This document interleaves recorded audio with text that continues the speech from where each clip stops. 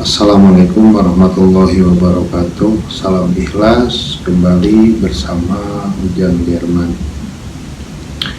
Tadi pagi setibanya saya di kantor, baru duduk 5 menit, tadi 7 kurang 10 lah saya sampai di kantor, baru duduk 5 menit, belum nyampe 5 menit. Tiba-tiba handphone saya berdering, ada WA sini bahwa ada kabar uak saya meninggal di Bogor. Memang itu uak bukan uak langsung ya, bukan kakak kandung almarhum bapak, tapi yang bersangkutan ini kakak sepupu bapak. Berarti kalau saya mungkin ya satu kakek lah dengan almarhum bapak. Cuman kita memang punya kedekatan yang lebih dengan almarhum bapak. Pertama, itu pun saya tahu setelah saya tinggal di Bogor. Setelah saya tinggal di Bogor, kebetulan Wak juga tinggal di Bogor. Sering saya berkunjung, ternyata Wak cerita bahwa punya kedekatan yang sangat khusus dengan bapak. Ternyata bapak lahir tahun 40, Wak lahir tahun 41, dan di kota yang sama, di Cianjur. Jadi mulai dari masa kecilnya Wak cerita bahwa masa kecil beliau dengan bapak teman sepermainan, karena mungkin satu usia ya, beda setahun gitu ya. Kemudian sekolah bareng seperti itu. Cuma mungkin ya nasib kan berbeda ya, bapak sekolahnya juga nggak ini, kemudian sedangkan gua sekolah yang bapak jadi petani di Cianjur, kemudian gua jadi birokrat lah, pensiun waktu zaman Orde Baru dah pernah beliau juga ya, usia yang udah sepuh. Beliau di birokrat ya, alhamdulillah mungkin udah karir beliau sampai di eselon 2 di salah satu koja di Jabodetabek, tapi zaman Orde Baru ya. Saya udah hebat gitu. Nah, ketika saya di Bogor sering cerita bapak seperti apa, dengan Uak seperti apa, dan saya juga merasa Uak ini punya perhatian lain dengan saya, mungkin karena kedekatan dengan almarhum bapak itu ya. Ya salah satu contohnya, kalau saya ada acara apapun di rumah, ketika Uak saya dikasih tahu, atau kedukaan, saya juga pernah ada kedukaan, dia ada yang ngasih tahu, Uak pasti datang. Kadang-kadang beliau telepon gitu. Kalau nggak lama saya ini beliau telepon, gimana kabar apa. Jadi ketika tadi pagi ada kabar itu ya, saya langsung seperti innalillahi wa inna ilaihi raji'un ya, seperti muslim saya bicara sebuah ucapan kalimat itu. Kemudian saya berpikir, karena kabarnya juga nggak jelas, kabarnya malah datang dari Cianjur ya. Dari Cianjur mau Wak ini, itu pun dari Cianjur juga, dari siapa nggak jelas, itu dimakamkan di mana nggak jelas. Nah udahlah, saya cari informasi, ternyata benar ya. Saya izin ke pimpinan, karena kedekatan itu saya izin ke pimpinan, saya ingin melayat, dan kebetulan pimpinan mengizinkan ya ini.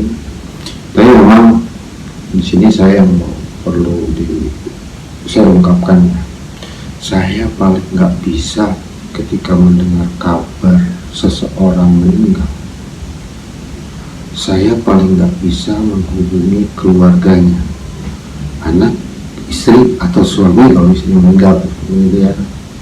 Saya nggak bisa itu, karena saya yakin pada saat kondisi itu keluarganya itu bingung, sedih, kemudian apa ya, siap ngurusin ya bagaimana sama diri sama pemahaman, buru-buru mau ngangkat telepon atau WA atau segala macam. Ya sudah, saya karena punya itu ya, saya berangkat ke Bogor, kemudian untuk istri, kemudian ke tempat itu, rumah Wak ya. Nah di tempat itu pun saya paling nggak berani, paling nggak bisa ketika ketemu keluarganya menanyakan, oh bagaimana kejadiannya. Saya nggak bisa menanyakan itu. Karena itu tadi, dalam kondisi sedih, dan saya yakin banyak orang akan menanyakan sanak saudara itu gimana kejadiannya, gimana gitu, semua awalnya seperti awal.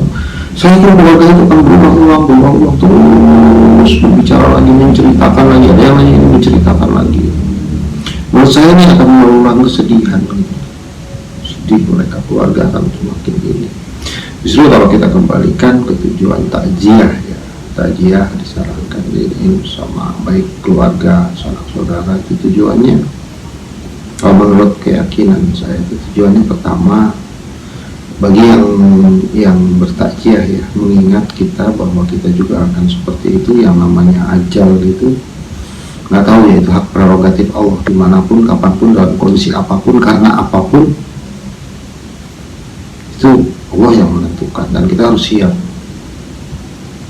Nah, itu mengingatkan kita. Yang kedua, menghibur untuk keluarganya, menghibur, justru ya mari kita doakan keluar almarhum, moga-moga husnul khotimah, almarhum orang baik kok, gini. Ya kita hibur keluarga, semoga menghindari kesedihannya itu. Kemudian hikmah yang ketiga itu ya, karena tadi bahwa kita keluarganya kapanpun akan aja, yang tidak ada yang menjadi rahasia Allah, ya kita harus siap-siap. Kita seperti itu ya, kita harus berusaha mempersiapkan diri, karena kita yakin bahwa ada kehidupan lain setelah ajal itu. Kita harus berusaha lebih baik. Ya itulah tujuannya, salah satunya takziah melayat itu, pertama mengingatkan ke diri kita, menghibur keluarganya, mempersiapkan bagi kita supaya kita bisa mempersiap ketika ajal memanggil kita. Nah, itu yang mungkin ya, yang ingin saya ungkapkan ya, mengenai saya ketika menghadapi berita keluarga atau teman ada yang meninggal. Intinya memang bagaimana sih bertakziah, apa maknanya bertakziah gitu ya. Ya mudah-mudahan kita siap menghadapi itu, kemudian kita berusaha lebih baik, kita mempersiapkan diri untuk berusaha lebih baik lagi. Kemudian kita juga tidak terlalu hanyut dalam satu kesedihan ketika ada keluarga, anak, istri atau apapun meninggal, karena itu semuanya hak Sang Pencipta ya.